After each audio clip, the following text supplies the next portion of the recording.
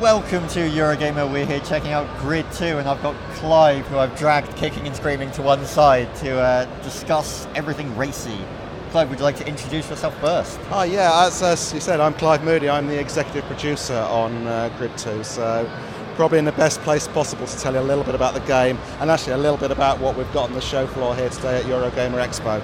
And also to complain about Xander's horrible driving skills. Yeah, I've been watching that. It's kind of an interesting style that he seems to have, but yeah, plenty of weaving about the road. But yeah, you know. Is that just, do you think that's to keep everyone behind him so they can't overtake? Yeah, I mean, defensive driving obviously can help, but you know, if you want to get a really good time, then you need to have your foot to the floor, really be on it. I've heard straight lines are normally good for a good time. He doesn't seem to be taking that approach. No, maybe the outside of that curve is not the true racing line, but it's pretty effective. He's getting there, so let's not be too critical. Okay, so Grid 2, why so long? Why so long? Yeah, you know, that's probably the question I've been asked more over the last 4 years than I can remember. There's some really good reasons behind it, actually, and you know, obviously the first game was a massive critical success. It was a huge commercial success as well. Yeah. And coming off of the back of that game, he's gone. Oh, he has gone. Yeah, coming off the back of that game, we had a massive ambition for where we wanted to take it for the sequel. Yeah. And what was pretty clear to us quickly on with that was actually our technology just wasn't up to the standards we needed in order to deliver that experience. Right. So we took some time out, and we took some time out really just to work on a whole range of aspects. You know, the visuals, the physics model that underpins the driving experience. You know, the ability for us to actually humanise that experience a little bit more. So, you know, all of that time out has been really well spent doing a lot of pre-production, and now we've got that tech in place. Well, now we're starting to build a game around that, and you know, the first outing, public outing, you can see now on the show floor. Yeah, I mean, it looks amazing, and I think the one thing is, I played a lot of Grid 1, and it was a game that I played a lot with my dad and, you know, with friends as well. And I think it's just the fact that it's finally here is what makes me happy. It doesn't matter how long it took, it's the fact that it's now here. And we're looking at, you know, pre-alpha code, and it looks stunning.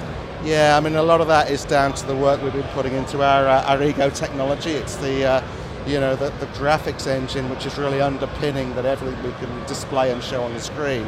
But really key to some of the improvements is actually a whole new lighting system that we've introduced. And that's what's making a lot of the difference between what you've seen on our previous racing titles and what you're actually seeing on the show floor now. So light is not just hitting the surface, but light is actually bouncing around those surfaces. So you get all those reflections and all those little ambient touches in terms of the lighting. Everything feels very grounded. The car feels really seated in that environment. It's not like we've got a showroom quality car that feels completely out of place in the scene. Yeah.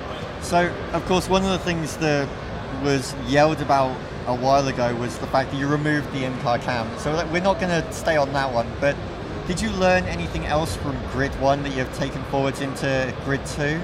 You know, we learn a lot from all the games we make, and one of the criticisms of the first game, and not everybody did enjoy the handling model.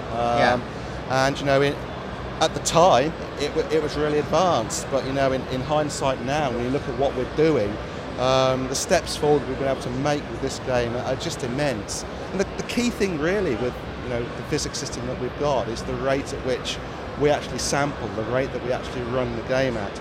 You think of a scenario where cars are doing 150 miles an hour, maybe 200 miles an hour, some of the really high-end cars. You don't sample what the wheels, what the tyres are doing fast enough on that track, then you've really got meters of distance between each point. That's really not good. That's just crashed completely. Well, so, it's pre-alpha. We can. Yeah, we'll let us off. So the point is now we run our physics code at 1,000 hertz. That's 1,000 times per second. So we get centimetre accuracy, all four wheels, picking up the nuances of that road surface. And actually, the great thing that we found by doing that is that the cars feel a lot more planted. They feel a lot more in contact with the road. And actually, as a consequence of doing that, we don't need to pile on assists. Yeah. You understand what the car's doing, and if you understand what it's doing, then you can really control it a lot more successfully.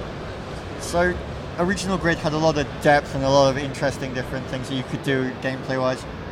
Grid 2, are we going to see the same things? Are we going to see new things? What can we expect? Yeah, there's a lot of new stuff, and actually we're not talking about some of that stuff at the moment. So there's You've got to keep some stuff. We have to hold hush. some stuff back. So we are going to be doing some reveals in the developer session tomorrow, Saturday afternoon, the keynote presentation that we're doing. And of course, if any of the guys here aren't actually at Eurogamer, they can catch it on the Eurogamer website. They can watch that via the live stream at 3:30, Saturday afternoon. So some reveals on that, and then obviously, we're a little way out. We're not out till summer of next year, so there's a lot of stuff we're going to be rolling out over the coming weeks and the coming months with this game. But all really exciting stuff and some great innovations.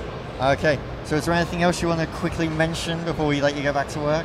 Yeah, absolutely. I mean, I just want to talk about the humanisation aspect of this game, and actually what we're doing with the AI, which is a massive part of what goes to make an immersive, dynamic, exciting racing experience. It's interesting to mention that, because I remember the AI from Grid being so different to anything else I'd played. Like, some of them would be kind of hyper-aggressive, some would be really passive, and it was really kind of annoying to try and deal with this because they never drove all the same way. I remember games back then, they normally would have a set AI, and most of them would follow that, and they'd have random occurrences.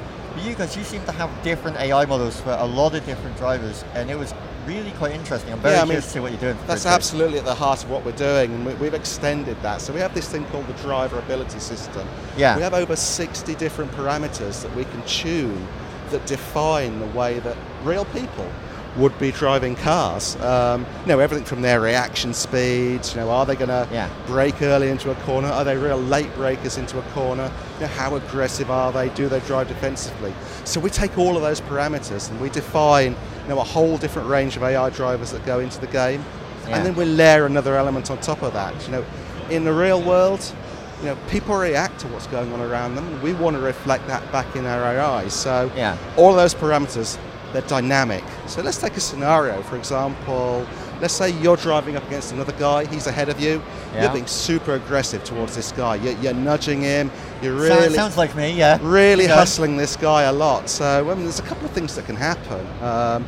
He might think, this is dangerous, I don't want to be a part of this, I'm going to get out the way, I might just let you get past and have a safer drive, or I might just put my foot down and try and get away. But then, the opposite reaction to that might be that that guy gets super aggressive back at you. He's seen the red mist a little bit. So, all of these behaviours... Are you saying we might actually see him slam on the brakes and just drive us into the back of him? I wouldn't say that, but there's going to be some interesting things going on within these races. They're not going to go out and out to try and cause accidents, but they are going to do their utmost to stop you trying to get past them. And what this really builds is that sense of rivalry that you get within the races. So, maybe it's not just about being the first guy across the start line. Maybe you've got this personal goal that, I want to beat that guy. He's the guy that's always up against me.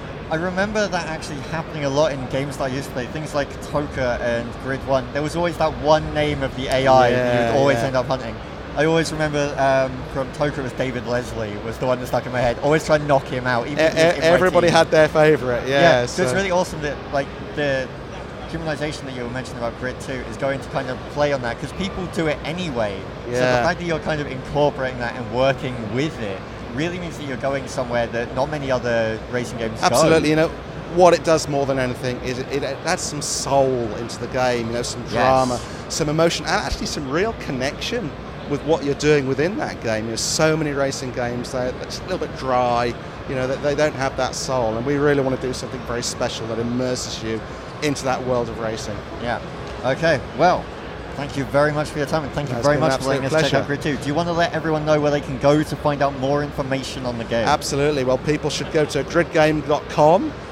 Or you can also link to that off the back of Codemasters.com website. Okay, do you have a Facebook or anything as well? We have a Facebook as well, and I think that's Grid Game as well. But, okay, well, thank you very much for your time. Fantastic, thank you very much. Thank you.